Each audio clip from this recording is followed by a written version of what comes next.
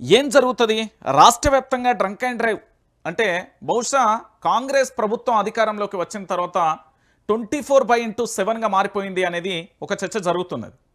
ఎందుకు నేను ఈ విషయాన్ని చెప్తున్నానంటే ఉదయం 9 గంటలైనా 10 గంటలైనా తెల్లవారుజామున 4 గంటలైనా లేదా సాయంత్రం 4 గంటల వరకు కూడా డ్రంక్ అండ్ డ్రైవ్లు చేయడం, దానితో పాటుగా మనం సిగ్నల్ల దగ్గర ఉన్నప్పటికీ మరీ ఆపి ఏదో వాళ్ళ జాగిర్ అన్నట్టు వాళ్ళ తాతల ఆస్తులు అన్నట్టుగా కొంతమంది వ్యవహరించే తీరు చాలా దుర్మార్గంగా ఉంటుంది.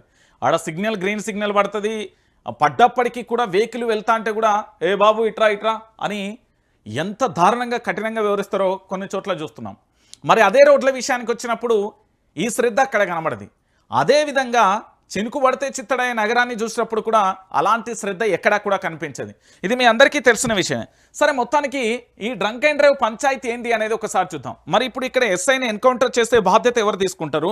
లేదా ఎస్ఐని అరెస్టు చేస్తారా?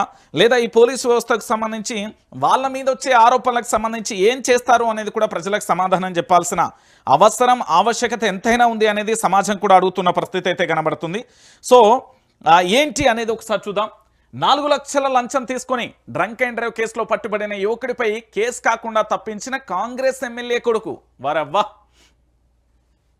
మార్పు అంటే ఇదండి తెలంగాణ ప్రాంత ప్రజలారా. మార్పు అంటే ఇట్లుంటుంది. డ్రంక్ అండ్ డ్రైవ్లో దొరికిన వ్యక్తికి 4 లక్షలు లంచం తీసుకొని డ్రంక్ అండ్ డ్రైవ్ కేసులో పట్టుబడిన యువకుడిపై కేసు కాకుండా కాంగ్రెస్ ఎమ్మెల్యే తప్పించిందట.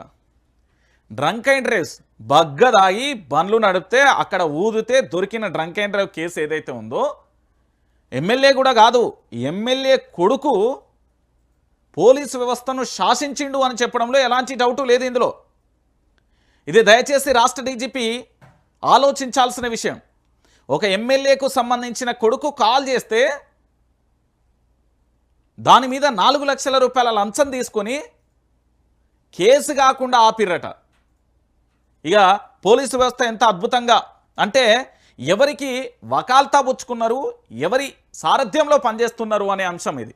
ఎందుకంటే ఇది వరంగల్ జిల్లాకు సంబంధించిన ఎమ్మెల్యే కొడుకుగా ఇంటెలిజెన్స్ పోలీసుల విచారణలో వెల్లడైంది. గతంలో పోలీస్ శాఖలో పనిచేస్తున్న సదరు ఎమ్మెల్యే కొడుకు నిర్వాకం హనుమకొండలో మధ్యమత్తులో కారు నడుపుతున్న వ్యక్తిని కాకుండా